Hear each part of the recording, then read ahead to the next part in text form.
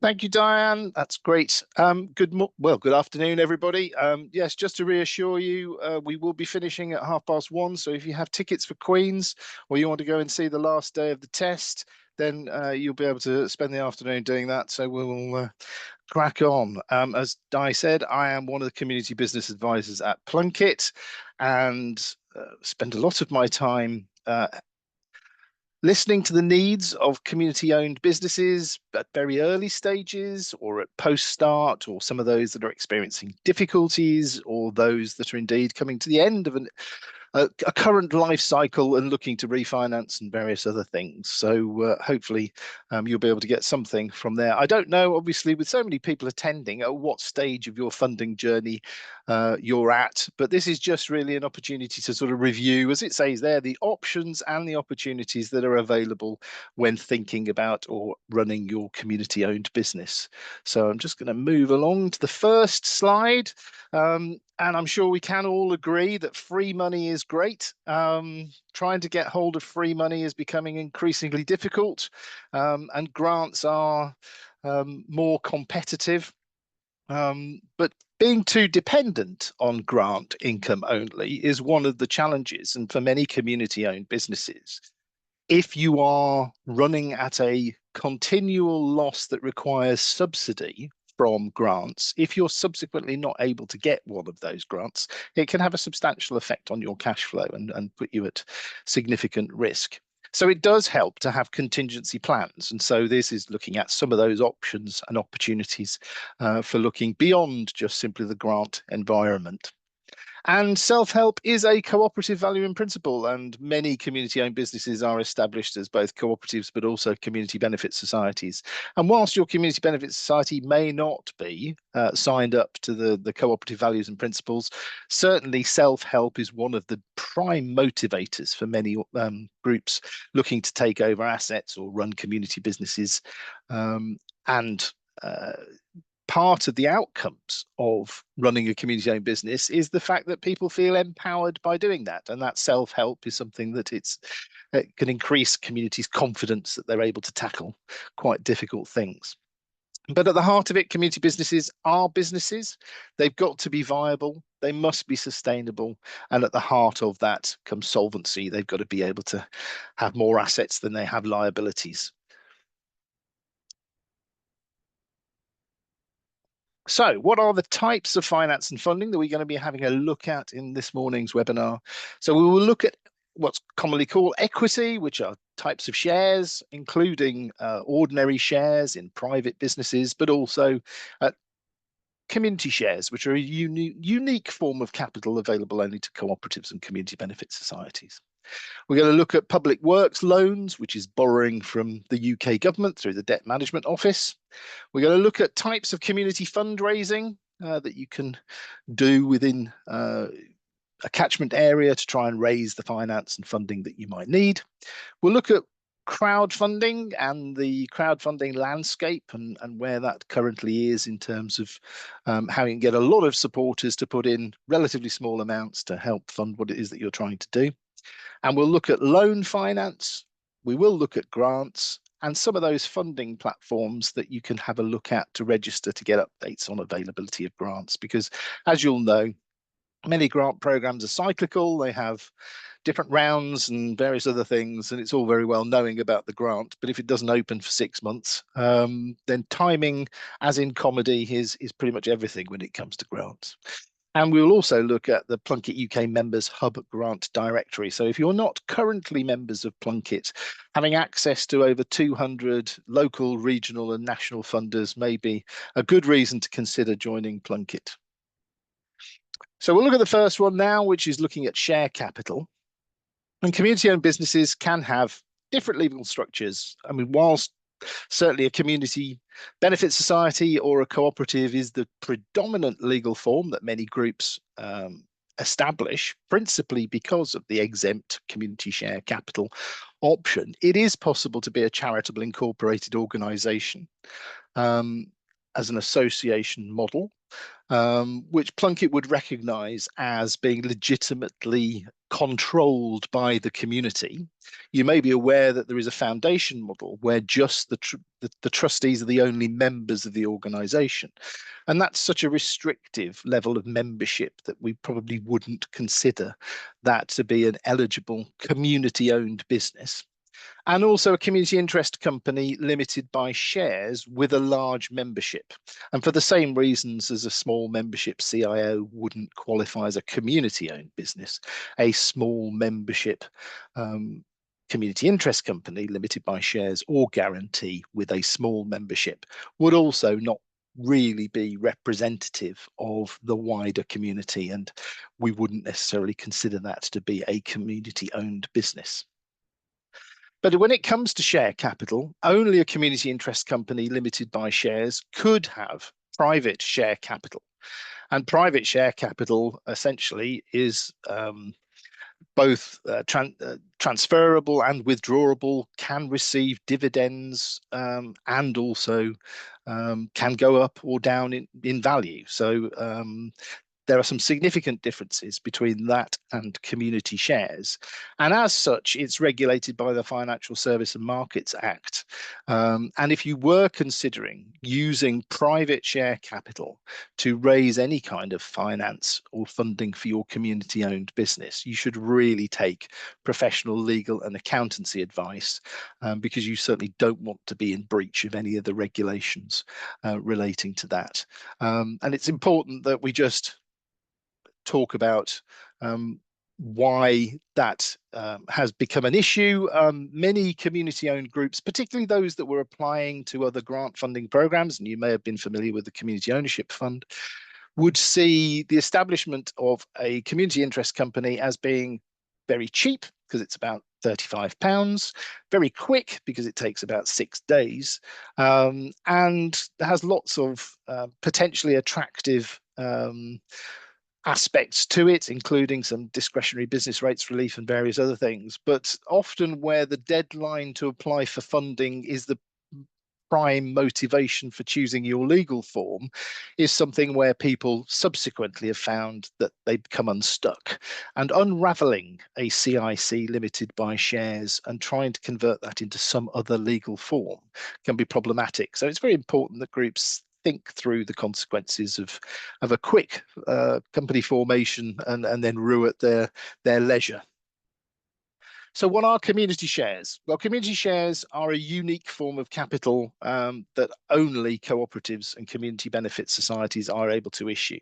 And they're exempt shares, which means they're exempt from things like the Financial Service and Markets Act. There is no requirement to have those shares listed on an exchange. And there is no financial compensation scheme that is available to either investors or that community-owned businesses would have to sign up to be able to provide any protection to their investors. There are different types of share offer, and one of the things we very much encourage everyone to do when they've got a spare 6.5 months is to go and read through the very comprehensive Community Shares Handbook, which is an absolute go-to document for understanding about what you can and what you shouldn't and what you could do and what you can't do around community shares, and the community shares unit is the place to go to look for that community shares handbook. And again, Plunkett, a great source of advice on running your share offer. But principally there is a member share offer, which is an initial share offer that you usually open up to allow to build your membership without the intention of raising a large amount of capital. Then there is the pioneer share offer, which is targeted usually towards the acquisition of assets or actually developing a substantial amount of cash to invest in stock or equipment and things like that. And then once you've been open and trading for a while, many of those member share offers and pioneer share offers are time bound. So they're only open for a short period of time, usually up to about 6 months. But once you've been trading for a while, and when your level of turnover has achieved a certain threshold, and people have started to withdraw some of their shares, or at least apply to withdraw some of those shares, or where you need to develop your business by expanding or redeveloping or extending current premises or even fixing the roof. You may wish to look at moving on to a full open share offer, which allows for those shares to be withdrawn whilst issuing new share capital, so that people who are perhaps new to the location or the village are able to purchase shares, whilst those that are leaving the village are able to redeem those shares and get their money back. But there is now a new pilot of a transitional share offer, and we'll be very interested to see what the results of that are. On the well, given that for many societies the requirement to move to a full open share offer may not be entirely necessary, or indeed come soon enough, there may be some groups that do need to raise capital, certainly within the first 3 years, to invest in a new kitchen, or extending the car park, or whatever it might be in your community shop or community pub, and therefore raising slightly less finance than you might expect to from a full open share offer. So the transitional share offer, and we'll look at that in a little more detail a bit later, is for slightly smaller and slightly less formal share offer documents. And you can have different classes of shares for different purposes. But you do need to look at the rules that you're currently working with to make sure that the issuing of different types of share capital would allow you to do that. And if not, then you would probably need to change the rules to be able to do that. So having some shares that pay a preferential interest rate, or are redeemable at an earlier stage, or there's various reasons why you might want to have different classes of share. But again, the Community Shares Handbook is the place to go to for real in-depth understanding of the purpose of that and how you might go about issuing those shares. And then we've got Seed Enterprise Investment Scheme and Enterprise Investment Scheme venture capital tax relief schemes, which are available for community share offers for eligible projects. And there are 13 eligible trades that you could use venture capital tax relief to support. Slightly oddly, hotels are not allowed to, but pubs are, and that may be one of the, depending on the definition of what your community-owned building is, whether it is a hotel or whether it's a pub with rooms, is something that you might need to look at in terms of the eligibility. But to get it, you have to apply for what's called pre-approval from HMRC before you can put that into your share offer. But the advantage is, if you did qualify for Seed Enterprise Investment Scheme allowance, it's a 50% tax relief on the first £250,000 that is invested. And that is a very substantial tax relief for people who are investing larger sums, and can certainly help to de-risk larger scale investments in your society. And therefore, it's very important that you make sure that HMRC do recognise that you continue to meet what they would call their risk to capital test. Because whilst it's certainly true that the value of the property may exceed the amount of share capital that's invested, and therefore it's a secure investment, it's only secure if you can actually sell the property. And if you wish to continue to run a community-owned business, you can't simultaneously sell the property and continue to run the pub or the shop. And so therefore, it's just making sure you do, again, take accountancy advice or professional advice on those tax relief schemes, if that's something that would be of great benefit to you raising the amount of capital that you need. I think it is fair to say that it's probably for larger capital raises that it's most helpful, and it may not be worth the administrative responsibilities for smaller societies looking to raise smaller amounts of capital without need to offer a share tax relief benefit. And then there are also corporate share purchases. And I think this is one area that increasingly societies could do more to look at offering their shares to local businesses, or indeed larger scale businesses that wish to offer in some way support to them. So rather than just simply applying to your local large business for a grant, it's perfectly possible to ask them to purchase shares in it. And if if they do that, then it's a way of them actually offering long-term to support to a project. And in terms of the withdrawal of those shares, it is likely to be something that they'll want to hold on to as part of their corporate social responsibility. In particular. So if you're working in an area where there's HS2 being built, or there's a nuclear power station, or there's lots of solar farms, or whatever it might be, approaching those businesses to say, look, this is a way of delivering something on your perhaps local infrastructure levy or Section 106 responsibilities is a way of investing capital into our local community-owned business. So in order to find more information about community shares, do go and have a look at Plunkett's guidance sheet on community shares from our website. Do go and have a look at the Community Shares Unit website for support for your co-op looking at community shares, and download the handbook. And also go and have a look at the Community Shares Standard Mark, because one of the things that community shares, being unregulated and exempt share capital, has brought in to provide some reassurance to investors is an independently assessed standard mark.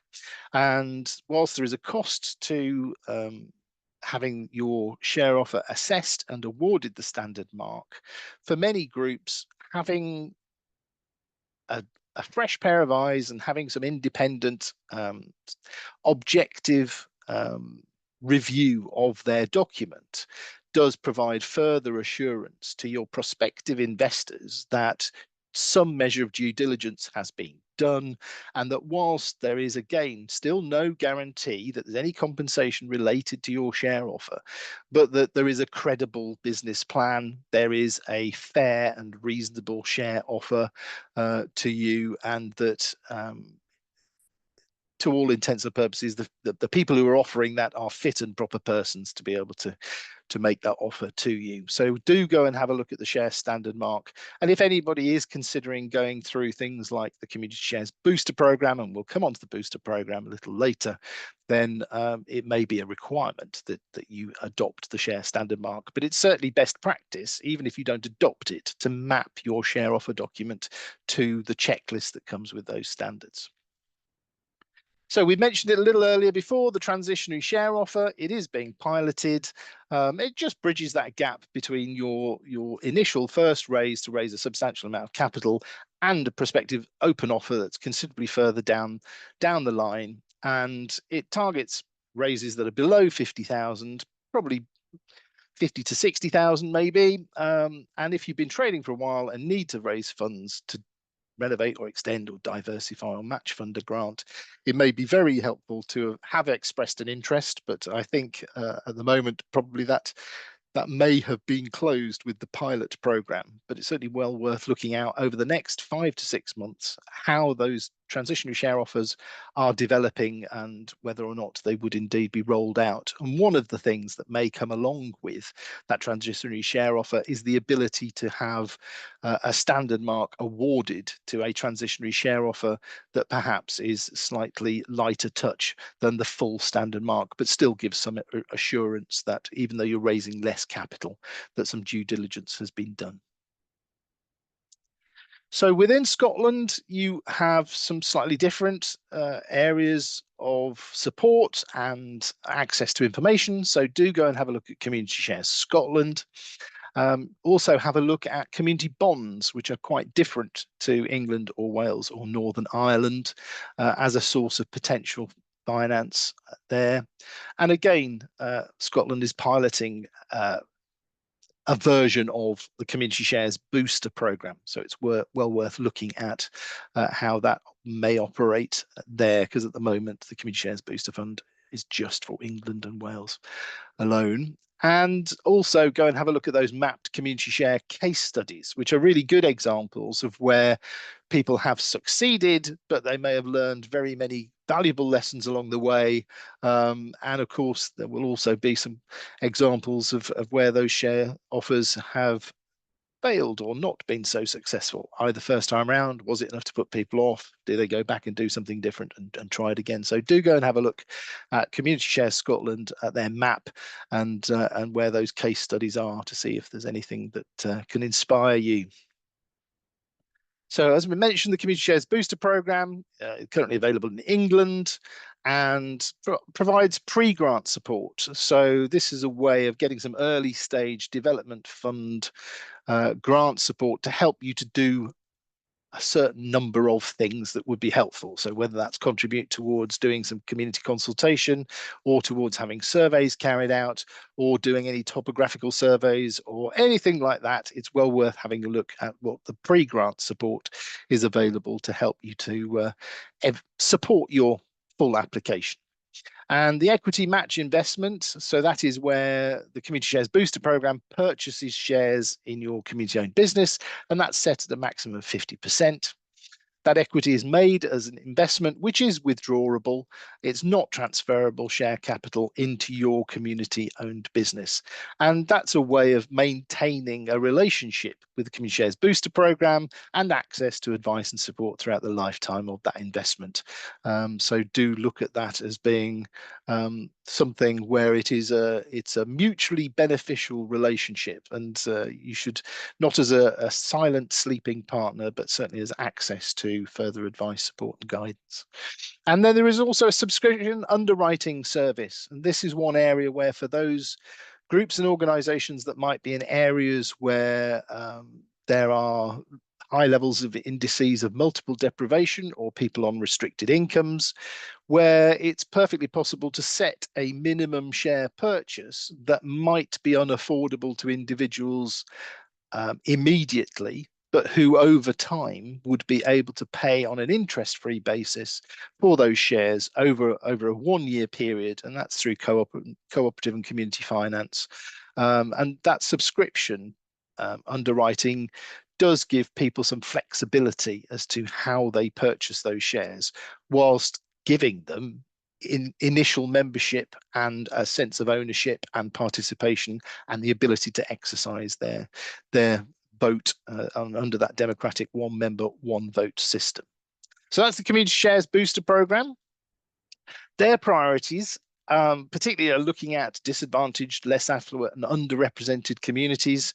So it may well be worth looking at your community and thinking, well, it doesn't look as though we're very diverse, and it doesn't look as though we've got high levels of deprivation. I think the answer is that in all communities, and many rural communities in particular, there may be some hidden levels of deprivation that don't appear on formal data sets. So if you are just simply going to government-based websites looking for whether or not you have deprivation, you may have to do some initial market research yourselves to show, well, what is the impact of living 6 miles away from the nearest supermarket in terms of getting in the car to be able to go and do that. And given that we are in a position where increasing oil prices are volatile this week, if nothing else, then certainly we've all seen the volatility in energy pricing having a significant effect upon rural areas in particular that may not be shown in longer term data sets. So well worth looking at levels of deprivation in your community. And also projects that meet the critical needs of those communities, particularly those that are addressing climate change issues and digital inclusion, and particularly some pre-grant support around that. And increasingly, I think we have seen the rapid growth of things like AI and the impact that that may well have on many of our communities, being something that Booster would be interested in, things that you're doing to make sure that your digitally included people furthest away from the screen or able to access those things. The withdrawal of many high street banks, for example, has made access to cash extremely difficult for many rural communities. And if there is a digitally inclusive way of making sure that an access to cash could be made simpler and easier, I'm sure those are the sort of things they would be interested in. So other examples of where shares could be matched are the energy efficiency share match, and that is a crowd-funded match funding with a deadline now extended until March 2026. So do go and have a look at energy efficiency share match, and that helps you to undertake activities reducing your energy usage or identifying alternative sources of energy. And I think we, through Plunkett, have seen a considerable interest from many community-owned businesses in reducing their fixed costs or indeed the variable costs of things like oil or gas or energy costs, and replacing a reliance upon fossil fuels with more sustainable energy generation. And so many community-owned shops will, if they're able to, look to put things like solar panels or ground source heating in their car parks, just as a way of making sure that when they've got their fridges and the freezers and everything that needs to be left on and alarm systems, that essentially that's not costing them uh, too much and reducing the viability of their business model. So doing anything they can with that. And that's a £250,000 fund administered by Crowdfunder, who are one of those crowdfunding platforms that we'll be looking at a little later, and working with Co-ops UK, funded by Access, who are the Foundation for Social Investment. So one of the things we'll also be looking at in this webinar are the opportunities around social investment. And this is one of those where you can certainly see social investment being leveraged into community-owned businesses to meet one of those strategic aims of reducing reliance on fossil fuels and transitioning away from them to more sustainable energy models. So along with that, we've got the Social Investment Business Energy Resilience Fund, but as you can see, that's only in England, and that's a blended funding package of loan and grant. And that increasingly is something that I think many community businesses will see, is blended finance packages. There's a lot of talk at the moment around dormant assets and how those funds, of which there is £80 million worth of dormant assets funds that are due to come into the sector, and how those may be distributed. And one of the models around that would be a blended package of loan and grant funding. But this one particularly is to bolster the energy resilience of eligible charities and social enterprise in England. So do go and have a look at that. You do need to have a minimum of 2 years operating, so it's for existing community-owned businesses, and you will need to have had a minimum turnover of £100,000 in your last set of year-end accounts. So that's the eligibility criteria for that. So we've now come to the end of the first part, which was looking at community shares. Diane, are there any immediate questions that have made its way into the chat before we take a short comfort break? There are a couple, yes. So the first one is somebody is saying they've been supporting a community group who are interested in taking ownership of a local asset. And they've pushed ahead with setting up a company limited by guarantee. What's your view on them progressing as a CLG with how funders might view them? Do you think they should go back to the drawing board and consider a CIO, a CIC, or a CBS? I mean, I think the answer is, could you just say what it was? Just to take over an asset. So this is some kind of built asset. It's Yes, we don't know whether it's a sports center, a theater, a taking pub, ownership of a local or asset. a Yeah. local asset, whatever that might be.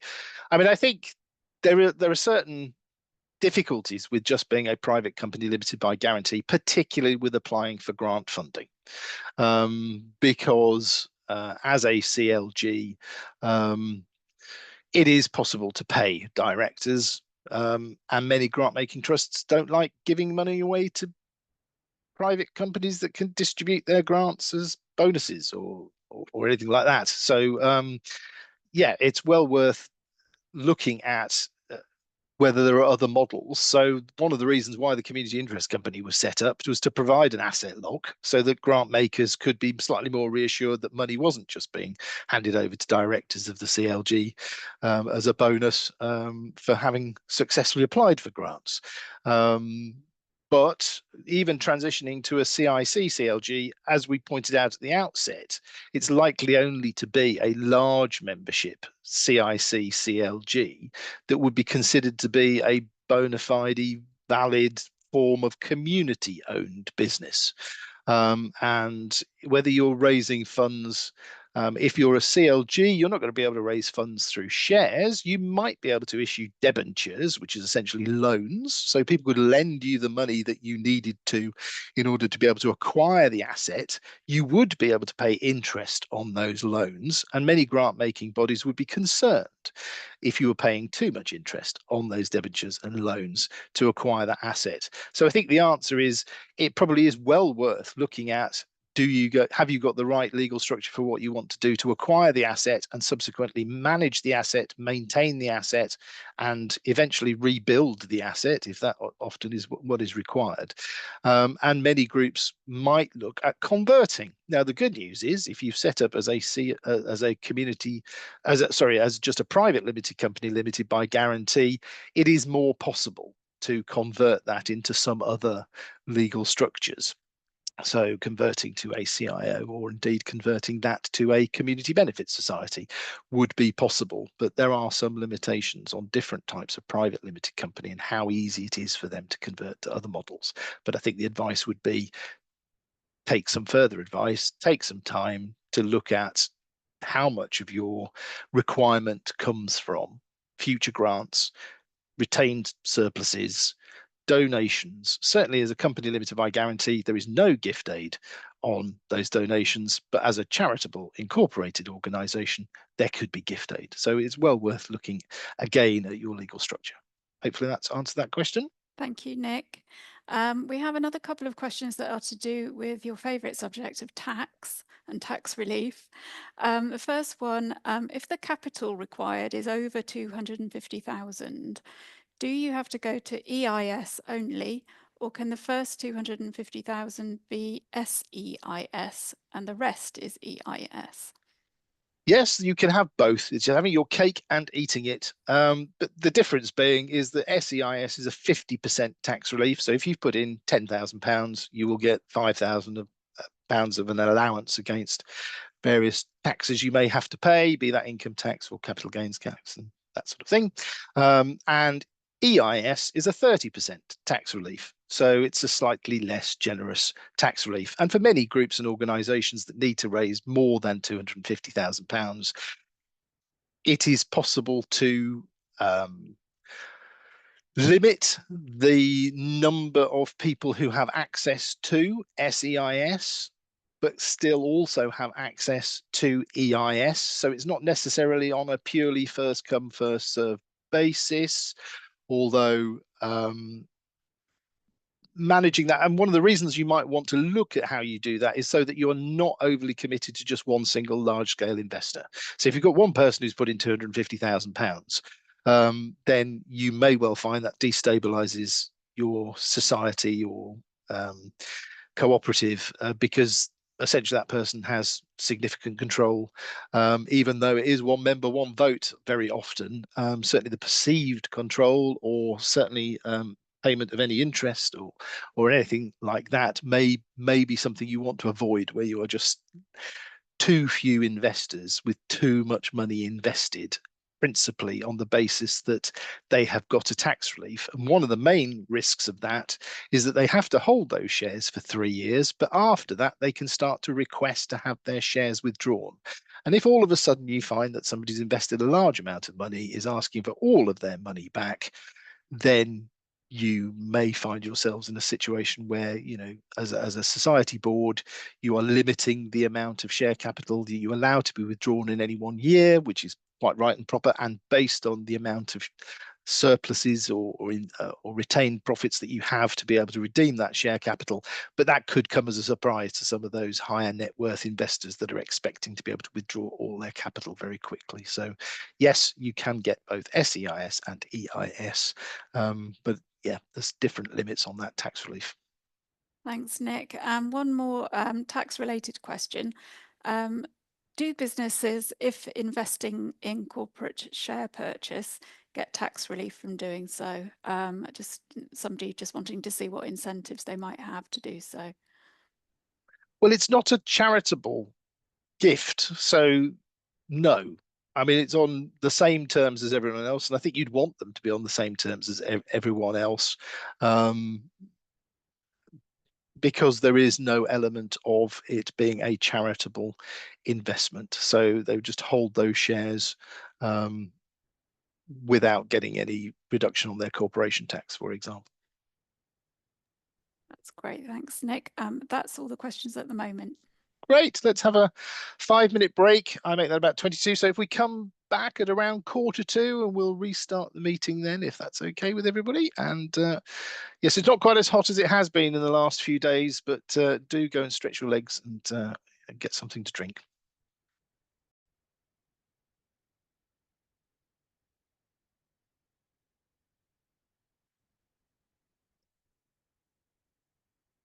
Thank you, Di. I hope everybody has returned to the room, and we'll restart now just to make sure we are definitely going to be finished by 1:30. So the next thing to look at in terms of finance options are looking at public works loans. And as you can see from that slide, it's only available to English and Welsh local authorities and is available through the Debt Management Office. These are UK government loans to local authorities. And that includes drainage boards. So if you're in the Fens and you need to look at a community-owned business that helps to harvest reeds as a way of reducing the risk of flooding and various other things, there may be things that a drainage board might be able to do. But for most organisations, it will be through your town or parish council. But district councils and county councils all make access of public works loan for substantial infrastructure projects. So whether it's roads or houses or those kind of things. So this all comes from the National Loans Fund for capital projects. So again, it is money loaned against capital assets. And the Debt Management Office manages that process, and do go and have a look at about PWLB lending there. Because the key thing for a community-owned business in terms of using this type of finance to fund the acquisition of assets in particular is to work very much with that local authority in a partnership, maybe formal or informal partnership, to unlock that asset. So getting the local parish clerk informed, advised, and willing to engage in a process is essential for having access to things like public works loans. But the good thing about those public works loans is that they're automatically secured on the revenues of the authority itself, rather than by reference to specific revenues, assets, or collateral. So there's an element of security in terms of the government will get its money back, recovered through that precept, loaned on the revenues of that authority. But the good thing is that that may take 50 years to happen. So it's a very long-term loan, up to 50 years, which means that a parish or town council in particular may look to acquire an asset that it can then subsequently rent out or lease to a community-owned business to ensure that its loan is repaid. And it may well be that by offering a 30-year lease to a community benefit society on a 40-year loan, that they can try and ensure that the loan is paid off certainly within the time, but hopefully sooner than that. And if anything were to go wrong, then the tenant essentially could go out of business, but the asset is protected and still owned in perpetuity by the parish or town council for that. And the current rate of borrowing on a fixed interest public works loan for a term of up to 50 years is 4.77% for the shortest period, and it's unlikely that many groups would want to borrow for simply a year or two, up to 6.2% on more substantial sums. So it does give you a fixed amount of interest that you have to repay that you can set against things like a rental income on a property to make sure that you're able to pay down on that borrowing. But there is a variable rate, and of course, as with all variable rates, the Bank of England interest rate is the thing that will affect the amount of interest that is being paid, but as of today, that is between 5.32% for fairly short-term borrowing to 5.19% on longer-term borrowing.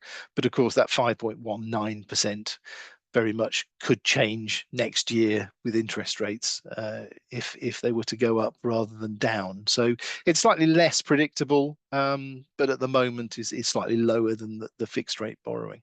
But parish and town councils should approach their county association of local councils, or in the case of Welsh councils, the Welsh Government, for advice on accessing parish public works loans as a way of supporting the securing of important local assets by purchasing them and owning the asset whilst leasing it to someone else. And that could well be a community benefit society, or it might be a charitable incorporated organisation, because many of these things may be sports fields or sports grounds, leisure centres, rather than just shops, pubs, and that sort of thing.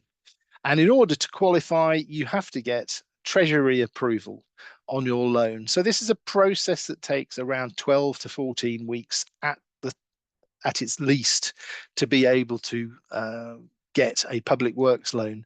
And I think for many groups and organisations, the Community Ownership Fund was extremely attractive because it was only a 50% match funded grant. The withdrawal of things like the Community Ownership Fund, it's very difficult to find a like-for-like replacement for that kind of finance and funding.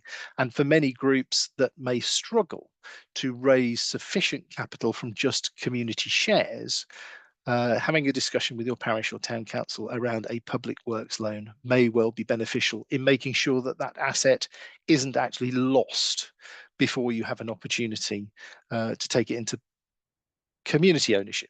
And there are some examples of where a parish town council may have taken out a public works loan and leased the property to a community benefit society with the intention that over a period of time, maybe 10 to 15 years, that community benefit society will complete the purchase and transfer into community ownership by using community shares over a longer period of time to allow the parish council or town council to repay that loan, so that parish and town council are no longer responsible for the actual asset. So it's possible to configure a deal that's beneficial to all parties.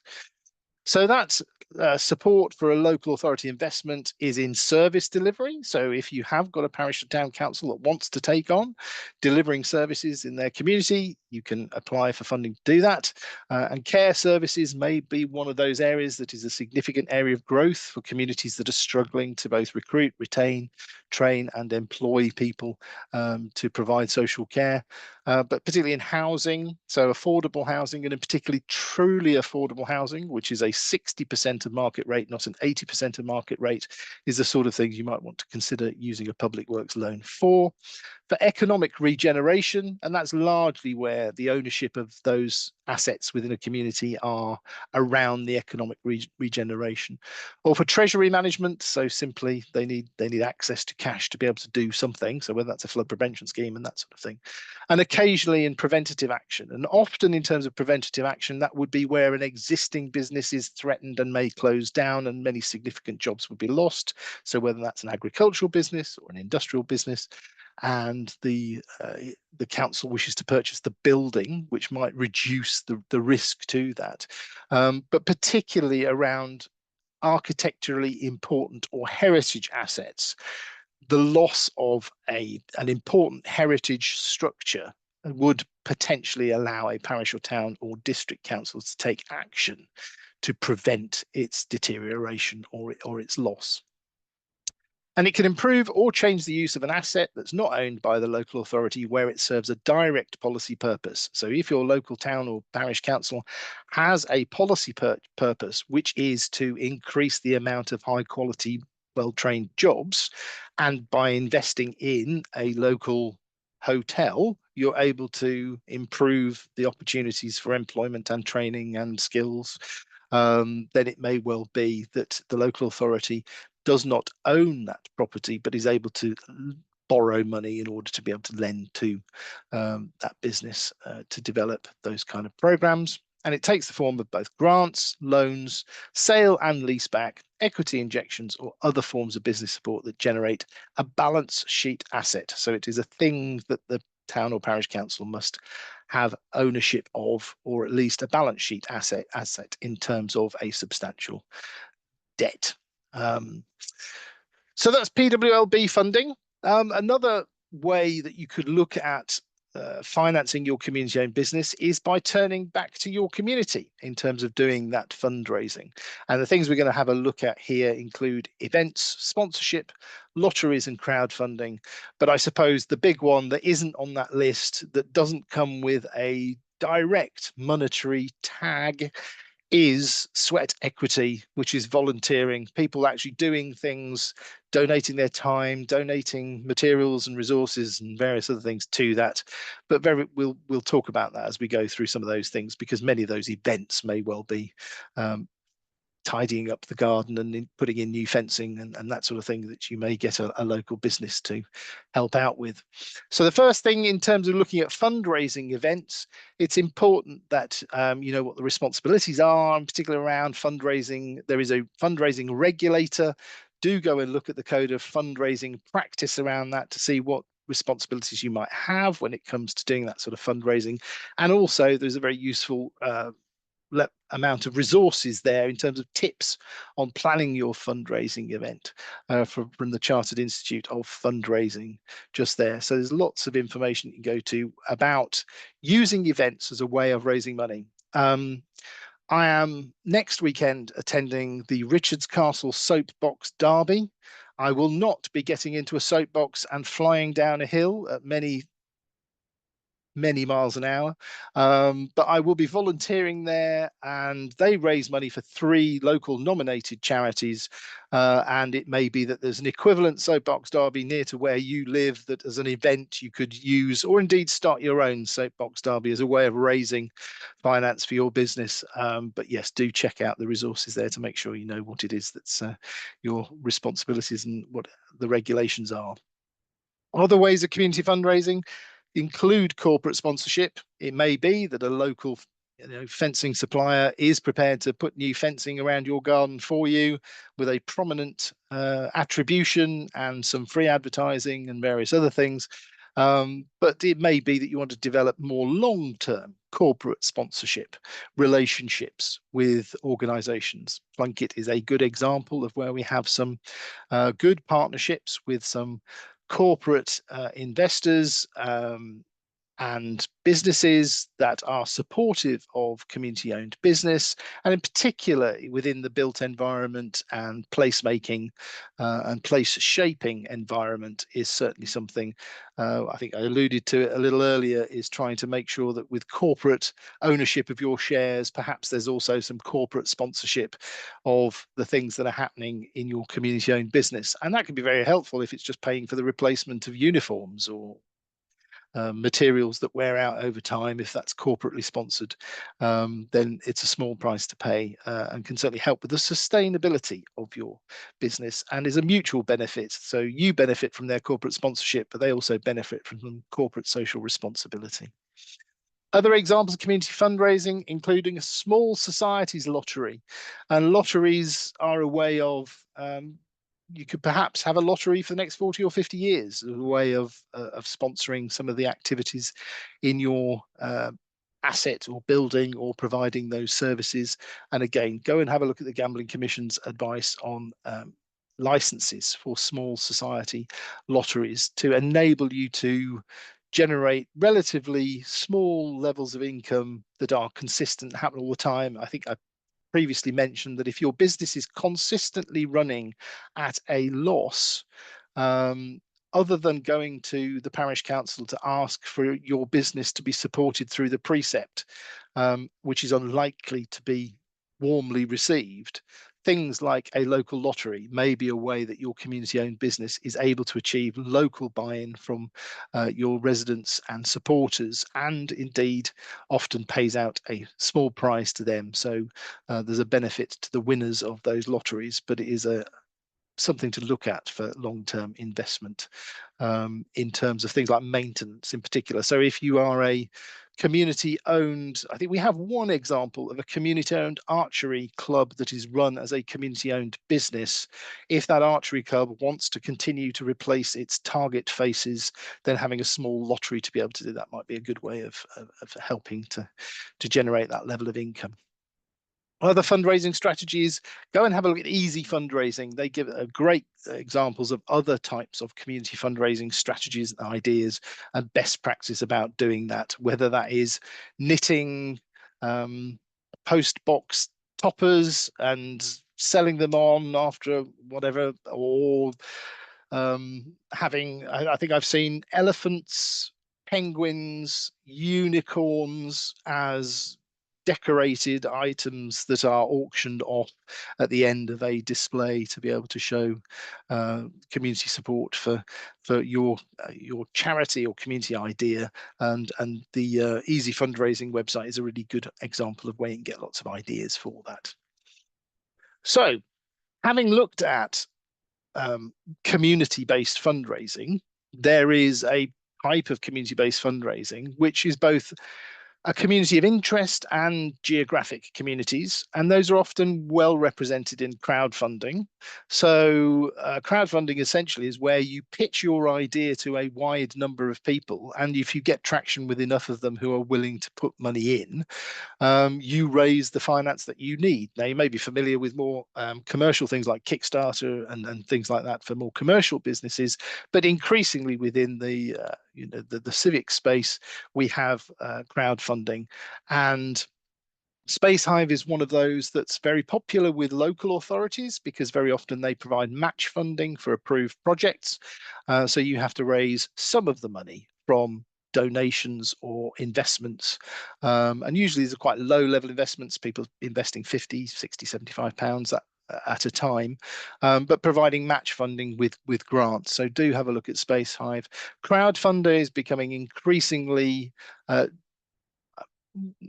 dominant within a community-owned business sector, particularly around pubs and larger assets, principally because of the service that they offer. Now, most of these crowdfunding sites will charge for that service, but for many societies or groups, they find that it's good value because it allows you to reach a wider network of prospective investors, do some of the due diligence on your behalf and some of the administrative burdens and everything else. So whilst there is a price to pay for that, the convenience and the extra reach of that for many groups and organizations is worthwhile considering. So have a look at Crowdfunder.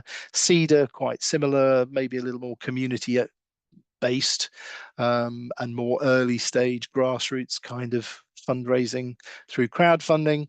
And for one that is pretty much just donation based, look at Just Giving, which is a way of crowdfunding principally just based on a donation towards your project rather than the purchase of 50 or 75 pounds worth of something for which you get in exchange a t-shirt or a mug or whatever else. So the donation model essentially is gifted, but can qualify for things like gift aid. So if your community-owned business is owned by a CIO eligible for gift aid, then you may want to look at that as a platform.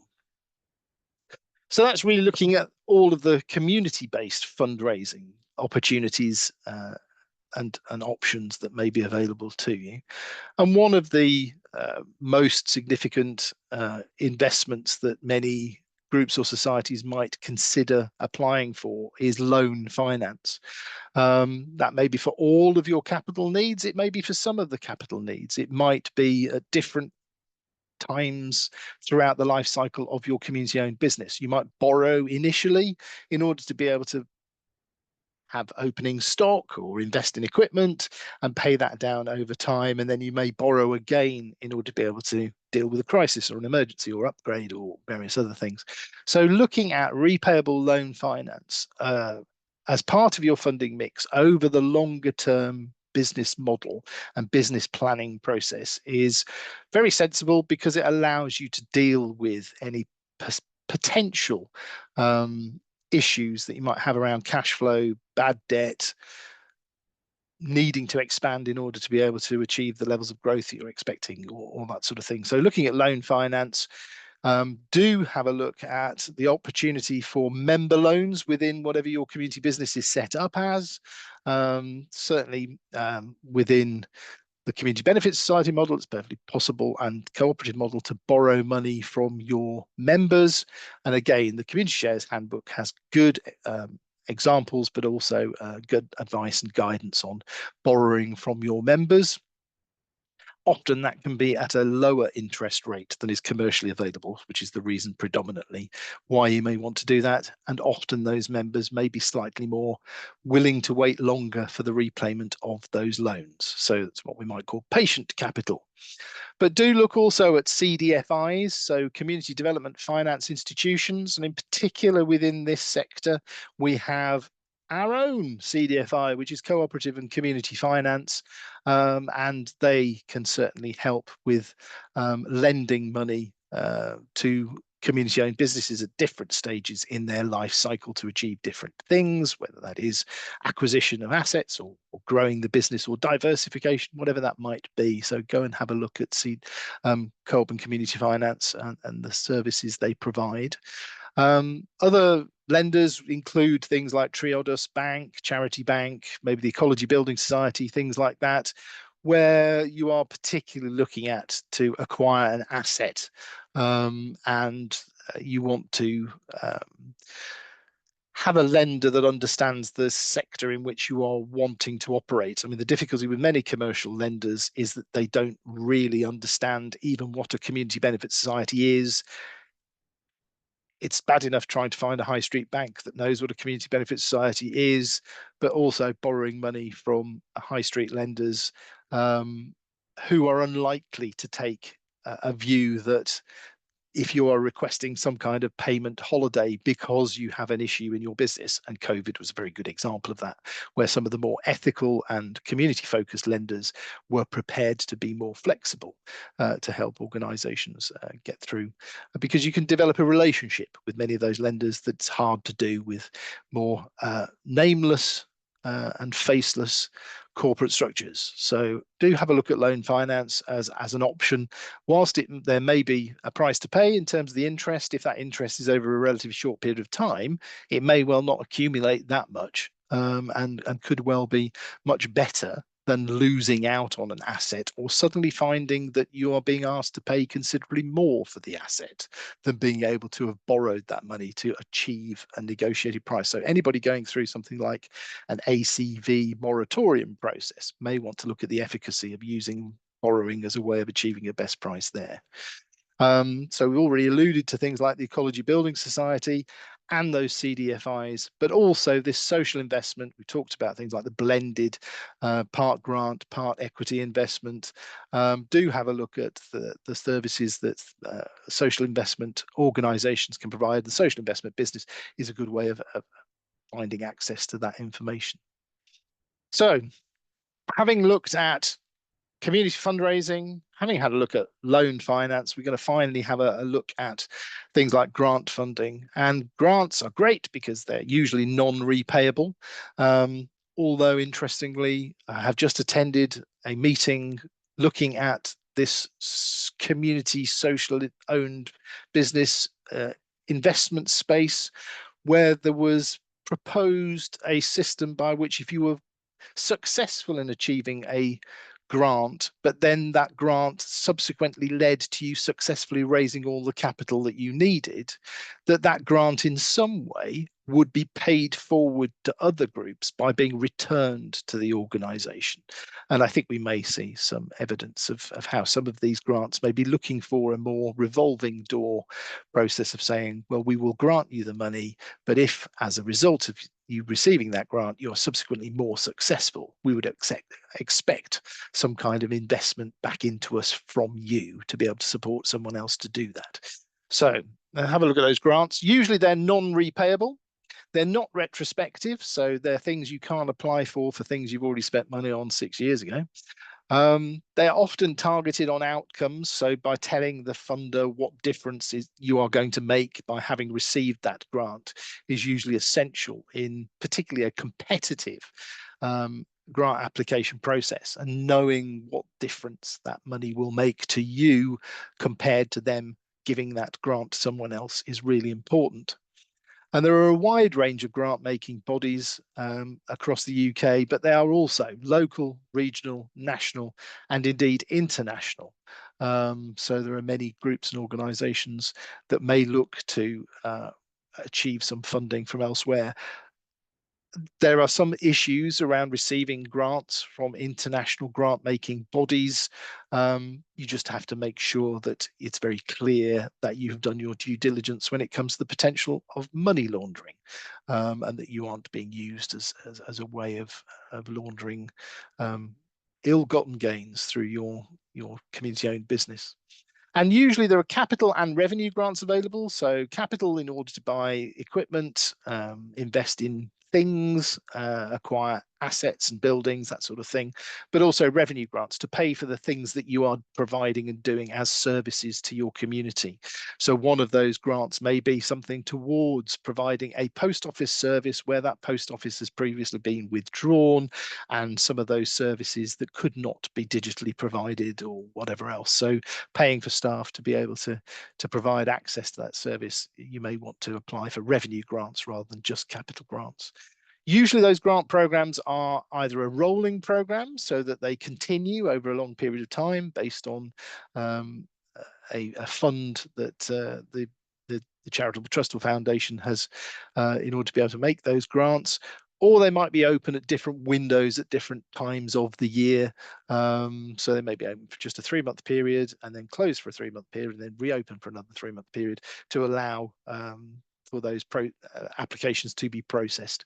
And very often, as we said before, the timing of your grant and the community-owned business that you're looking to set up is essential, because we have seen for many of those groups that were applying to the community ownership fund having the rug pulled out from under them because they were just about ready to put in their grant without having a further contingency to say, if we don't get this, then we will have to apply for that.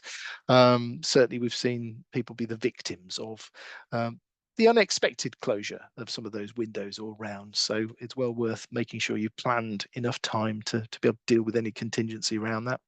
And for some of those grants, you might need match funding, which is basically, if we give you a grant of £5,000, we expect you to match that with a certain amount of money that you have raised yourselves in order to be able to have access to that. So some of the downsides of grant funding, they are highly competitive and can often be oversubscribed. Often they may close windows early rather than when they've reached enough applications to know they're going to actually be over allocated on those. They can take several months to apply and then be assessed and notified, and that can provide uncertainty. If you're looking to buy an asset, owners can get a bit jittery. Taking on staff can be quite problematic because you're not sure you've got the money yet, those sort of things. So make sure you've allowed enough time for those grants. And it's essential you know what the difference that grant will make and how you meet that funder's aims and objectives so that you can be seen as the strongest applicant when it comes to being awarded those grants. And those grants can be for several years, so maybe a 3 or 5 year program of funding, particularly for revenue grants, maybe less so for capital grants, or it might be a one-off. But may not be eligible for repeat funding. So if you've been issued with a 3-year grant, it may be that you cannot apply for a further number of years before reapplying to that. So it may not be possible just to continuation funding. So to find out more about those grants, go and have a look at the Find Government Grants website provided by the government. That's particularly helpful with things like what we used to be levelling up funds now. Certainly many of the high street funds and that sort of thing that are going in from government grants. But also, if you have a look at Get Grants, you will also look at charitable trusts and foundations, and particularly things like the Director of Social Change. Looking at that will provide you with a wider selection of non-governmental grants. Funds Online, another example, and Grant Finder. But some of those things you have to pay a subscription for. And that's where you may want to consider joining Plunkett, because the equivalent value that you might get from Plunkett membership, as opposed to paying for these subscriptions, may be much more cost effective. So for those grant funds that are now relatively new since the last time we ran this funding and finance webinar, there are some local heritage protection grants, 20 million funding going into that. So if you have a particularly important heritage building, then there are new grants available for that. There is also the rural enterprise grants and the Plan for Change funding, which is a £38 million programme. And it's worth also being aware of some of those things. It's highly likely that some aspect of your community-owned business is likely to do some of the things that these grants are targeted to. It may not pay for the capital acquisition of your project, but it certainly may well pay for the restoration of your kitchen or the installation of a new dairy or whatever it might be that adds to the sustainability of your total business model. So it may not provide you with a grant for everything, but it will certainly provide you with some grant funding for something. And maybe when it comes to planning what your community business is doing, then working out what you can get a grant for may be very helpful. There's also the Royal Countryside Fund, which used to be the Prince's Countryside Fund, and that's a £25,000 grant over a period of 24 months, but the expressions of interest have just closed around Easter. So that current round is closed, but will reopen again in the summer. So do have a look at the Royal Countryside Fund, because again, it's targeted towards rural communities.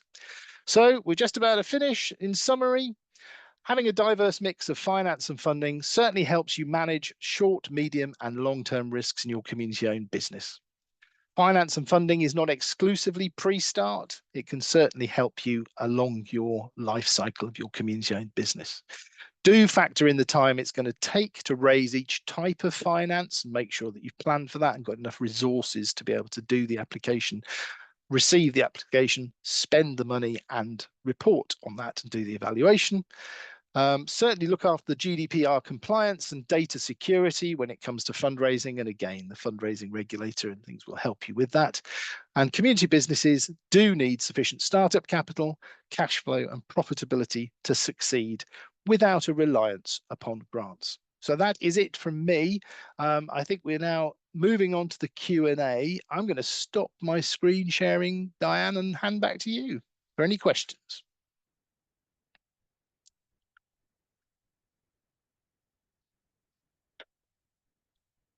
Thanks, Nick. Okay, we do have a question. Lots of funds are saying we need to own the land. We have a long-term lease agreement in principle with the landowner, but the rent figures are not possible until we get further into the project. We have planning permission. So if it was a public works loan we request the parish council to support us with, we are a CIC, would we be eligible? Would they be eligible? What we build will be the asset? I think the parish council would have to generate something on their balance sheet. So I suppose the question is, how would those funds be used? Would the parish council own the land? I mean, sometimes parish councils already own land, so they wouldn't really be awarded funds to buy land they already owned. If somebody else owns the land, how are they going to own it? Is it all of it? What's the access things and everything else around that? I think I suppose it also depends on how much money is required in terms of if you don't need to borrow a substantial amount of money, I would look at alternative lending arrangements before looking at public works loans for relatively small amounts of money. So anything below 50, 60,000 pounds is probably something a public works loan is not something that would be the best fit in terms of borrowing over that period of time. And I think as a kick, depending on what kind of kick again, as to what sort of position Treasury would take. So if you're a kick limited by guarantee that can pay bonuses to directors, that's probably something that might be an issue in getting Treasury approval on that. Thanks, Nick. One more question. We're a rural community hoping to raise funds to purchase our village Grade 2 listed pub, which currently has an ACV upon it. If we make a failed bid under the ACV, do we then lose our ACV protection? And follow-up question was also, would the Heritage Fund be a good source to explore? I would say immediately yes, contact the Architectural Heritage Fund.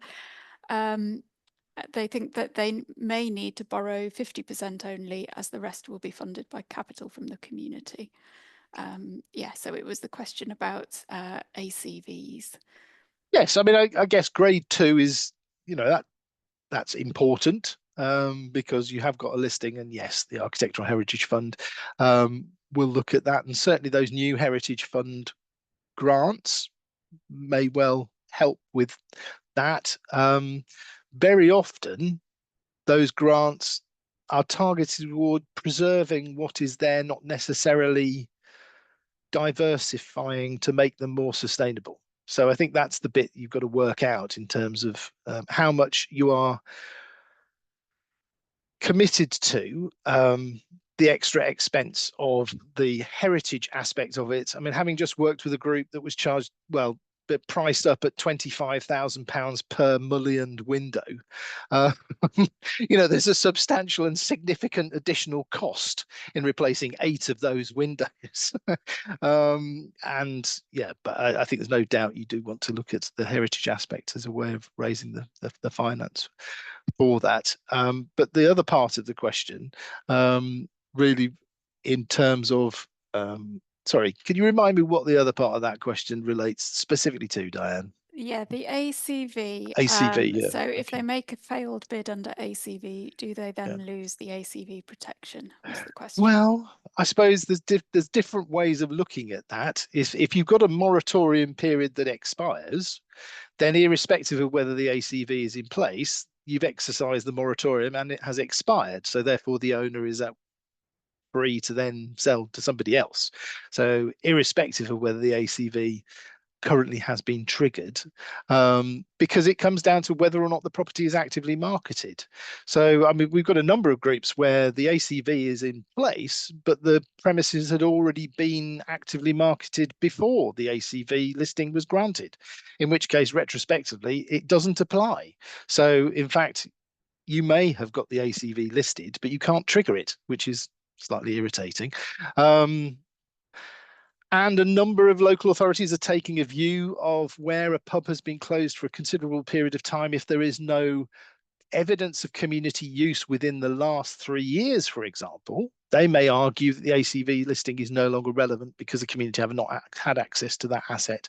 We just had that with one group I've been working with. And as a result of that, the owners then subsequently went to an immediate sealed bid process, which meant that they couldn't trigger an ACV. With the best will in the world, there wasn't going to be a 6-month waiting list, and the asset could have been lost without a wealthy individual coming in, stepping in and purchasing it and holding it for the community. So the ACV will remain in place. It's how it can and then be further triggered if a property is being actively marketed.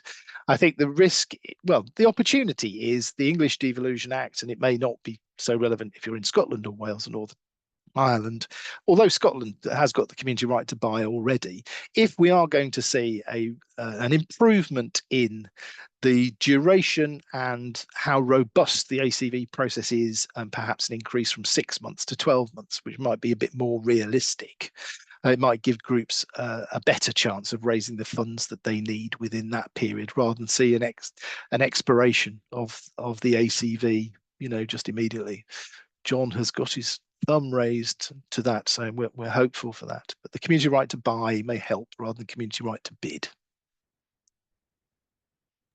Okay, I think somebody's thanks. popped in about camera. Do go and talk to them about ACVs. They're very good at getting ACVs registered, and very good at arguing for pub viability and contesting change of use planning applications and things like that. Thanks, Nick. Okay, I think we're at the end of the questions. So just to reiterate that the slides and the link to the recording of the webinar will be sent round to everybody in due course. You'll also get a feedback form so you can tell us how we did. And the recording will also be publicly available on Plunkett's YouTube channel soon. So anybody can watch that back. If you've got any more questions or specific questions relating to exactly what you're doing, do feel free to email Plunkett at info@plunkett.co.uk. It's a manned, monitored inbox, so somebody will see it. But in the meantime, I just want to say thank you very much to Nick for his wealth of knowledge. Thank you for all of you for giving up your time, coming along and listening so attentively. And we hope that you enjoyed it and that you found it useful. And we'll see you on the next one. Thanks very much. Bye-bye. Thanks. Bye-bye. Bye, everyone.